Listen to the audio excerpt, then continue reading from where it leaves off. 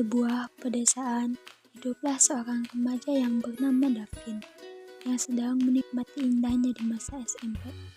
Davin adalah sosok pemuda sederhana yang diam-diam menyimpan rasa pada seorang gadis yang bernama Fania, kelas sebelah. Fania terkenal sebagai gadis cerdas dan ramah, membuat banyak orang menyukainya. Namun, kisah Davin tidak berjalan semulus itu. Davin memiliki seorang sahabat yang bernama Devano, yang terkenal usil dan suka bercanda. Devano selalu menemani Davin kemanapun dan mereka tidak bisa dipisahkan. Tetapi tanpa disadari, Davin justru sering membuat situasi menjadi rumit. Suatu hari, Davin memberanikan diri untuk mengirimkan surat kecil berisi puisi kepada Fania. Ia berharap Fania mengerti perasaannya. Sayangnya, Devano yang mengetahui rencana Davin malah mengambil surat itu dan membaca keras-keras di depan kelas Fania. Semua orang tertawa, termasuk Fania yang hanya tersenyum canggung. Davin sangat marah dan malu, tetapi Devano merasa tidak bersalah. "Santai aja bro, aku cuma bercanda," kata Devano sambil tertawa. Namun, sejak hari itu, Davin mulai merasa bahwa Devano selalu menghalanginya untuk mendekati Fania. Meskipun begitu, Davin tidak menyerah. Ia mulai belajar menghadapi rasa gugupnya sendiri dan mencoba mendekati Fania dengan caranya. Di hari ulang tahun Fania, Davin menyiapkan kartu ucapan sederhana untuk ulang tahun Fania, berharap bisa memberikan sesuatu yang berkesan. Sayangnya, lagi-lagi Devano mengetahui rencana itu dan diam-diam mengambil kartu yang akan diberikan kepada Fania lalu membaca keras-keras di depan kelas Fania. Davin mulai menyadari ada sesuatu yang janggal. Ia merasa Devano yang seharusnya mendukungnya malah menjadi penghalang. Gangguan Devano tidak berhenti di situ. Ketika Davin membuat surat kecil untuk Fania, lagi-lagi Devano membacanya di depan kelas Fania, membuat Davin sangat malu. Davin, yang awalnya sepenuhnya percaya kepada Devano, mulai merasa ada yang aneh. Namun ia memilih diam karena tidak ingin merusak persahabatan mereka. Hingga suatu hari, Davin mendengar percakapan Devano dengan salah satu teman mereka. Dalam percakapan itu, Devano mengakui bahwa ia juga menyukai Fania dengan sengaja menghambat Davin. Malam itu, Davin memutuskan untuk berbicara langsung dengan Devano. "Devano, aku dengar semuanya. Kenapa kamu gak jujur dari awal kalau kamu juga suka Fania?" tanyanya dengan nada kecewa. Devano terdiam, merasa bersalah. "Aku takut kehilangan persahabatan kita, Vin. Aku janji buat bantu kamu. Tapi aku gak bisa menahan perasaanku sendiri. Aku salah." Davin menghela nafas panjang. "Kamu sahabatku, Van. Tapi janji itu gak ada akan artinya kalau kita gak jujur satu sama lain."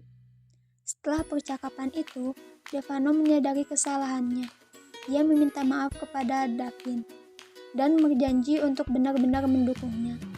Meskipun itu berarti mengorbankan perasaannya sendiri, ia pun menepati janjinya dengan membantu Davin membuat kejutan kecil untuk Fania.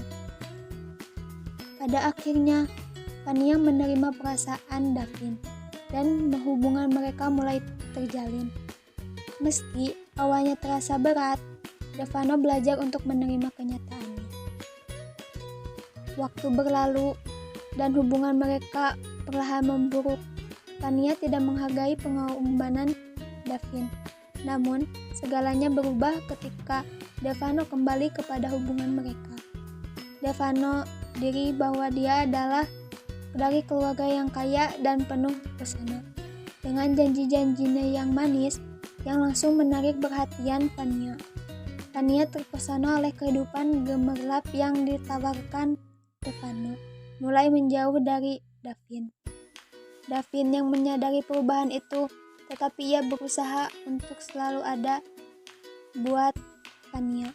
Meskipun ia mulai merasa terlupakan, ia mencoba memperingati Fania agar berhati-hati karena ia melihat sisi manipulatif Devano. Tetapi Fania juga marah. Kamu hanya cemburu. Jangan campuri hidupku, ucapnya dengan nada dingin. Beberapa bulan berlalu dan kabarnya mengejutkan datang. Stefano ternyata meninggalkan Fania setelah menguras semua uangnya. Fania kembali ke desa dengan hati yang remuk. Ia mendatangi Davin, menangis dan memohon maaf.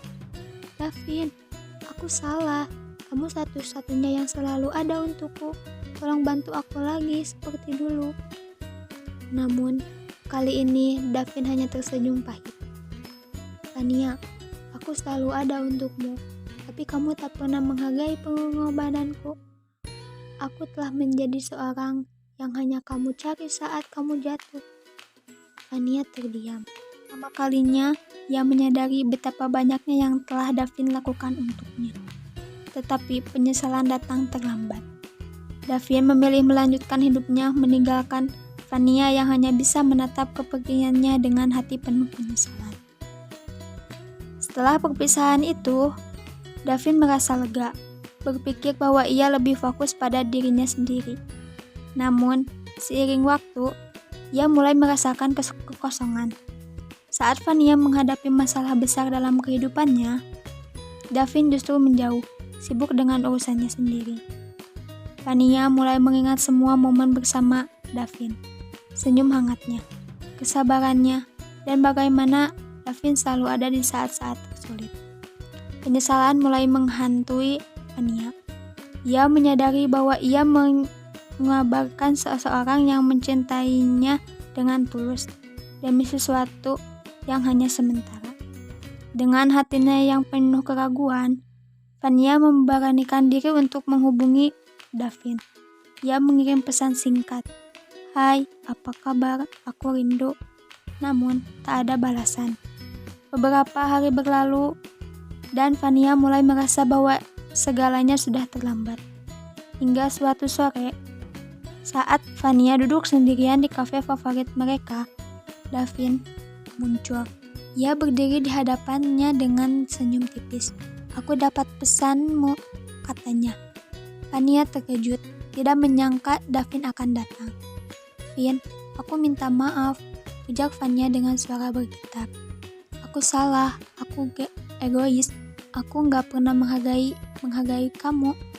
Aku tahu, mungkin aku gak pantas meminta ini, tapi bisakah kita mulai lagi? Davin menatap Fania lama, mencoba membaca ketulusan di matanya. Aku gak akan bohong, Fania, aku terluka waktu kamu pergi. Tapi, aku tahu cinta itu juga soal memberi kesempatan, dan aku masih cinta kamu. Air mata mengalir di pipi Fania. Terima kasih, Vin. Aku janji, kali ini aku gak akan mengabaikanmu lagi. Mereka saling tersenyum. Dan untuk pertama kalinya setelah sekian lama, hati mereka terasa utuh kembali. Kadang, cinta yang sejati memang membutuhkan jarak dan kesalahan untuk menyadari betapa berharganya orang yang selalu ada. Fania menunduk, mencoba menghapus air matanya. Dan untuk pertama kalinya setelah sekian lama, ia merasa kelegaan. Ia menyadari bahwa meskipun dunia terasa sepi, ada seseorang yang akan selalu ada untuknya. Seseorang yang tak pernah meninggalkan bahkan di saat-saat tergelap sekalipun. Davin tetap di sana, menemani Fania tanpa perlu banyak kata. Bagi Fania, kehadiran Davin adalah sesuatu yang tak dinilai. Kadang, kita tak perlu banyak berbicara untuk menunjukkan bahwa kita peduli.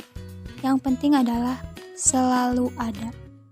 Ketika seseorang membutuhkan kita, seperti yang Davin lakukan untuk Fania, saat itu Fania tahu bahwa meskipun banyak hal bisa hilang dalam hidupnya, ada satu hal yang akan selalu tetap.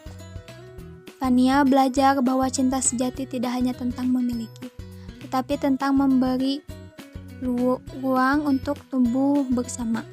Dan bagi Davin, ia tahu bahwa terkadang cinta membutuhkan waktu untuk menemukan jalannya kembali. Davin bercerita kepada Fania, kamu ingat gak? Dulu aku pernah bilang sama kamu. Fania menjawab, ingat, kamu dulu pernah berjanji kamu akan kembali kepadaku dan kamu selalu mendukung siapa yang bikin aku bahagia.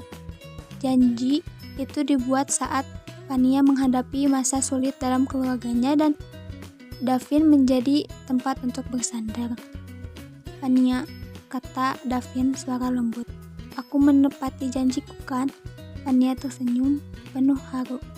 Iya Davin, kamu selalu ada untukku, bahkan ketika aku mulai ragu. Davin mengangguk kemudian memegang tangan Vania dengan lembut. Aku akan selalu ada, Vania, tidak peduli apa yang terjadi. Pada akhirnya, meskipun perjalanan mereka penuh rintangan, tetapi belajar bahwa cinta sejati tidak hanya memiliki, tapi tentang menepati janji. Dan selama mereka saling berjanji untuk selalu ada, cinta itu akan selalu ada, bertahan melewati waktu dan jarak. Mereka berdua tertawa bersama. Akhirnya tahu bahwa janji yang mereka buat dulu untuk selalu ada satu sama lain adalah janji yang lebih kuat daripada manapun. Dan kini mereka siap untuk menjalani hidup bersama, saling mendukung dan mencintai dengan janji yang tetap terjaga. Akhirnya mereka tahu bahwa cinta sejati bukan hanya tentang memiliki, tapi tentang menepati janji untuk selalu ada di saat suka dan duka.